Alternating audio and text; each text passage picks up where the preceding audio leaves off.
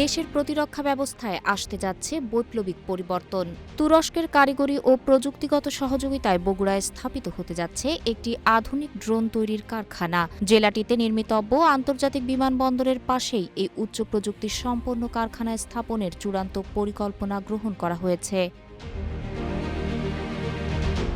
৯ জুলাই সচিবালয়ের গণমাধ্যম কেন্দ্রে বাংলাদেশ সেক্রেটারিয়েট রিপোর্টার্স ফোরাম আয়োজিত বিএসআরএফ সংলাপ অনুষ্ঠানে উপস্থিত হয়ে স্থানীয় সরকার প্রতিমন্ত্রী মীর শাহে আলম প্রধানমন্ত্রী তারেক রহমানের বরাত দিয়ে এই তথ্য জানান।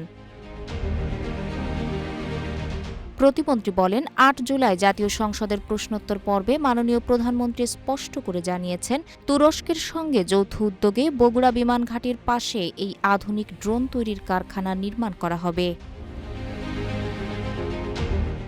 উত্তরাঞ্চলের উন্নয়ন প্রসঙ্গে প্রতিমন্ত্রী জানান, এই অঞ্চলে বর্তমানে কোনো আন্তর্জাতিক মানের বিমানবন্দর নেই। সেই অভাব পূরণে বগুড়া বিমানবন্দরকে আন্তর্জাতিক মানে উন্নীত করার কাজ পুরোদমে চলছে।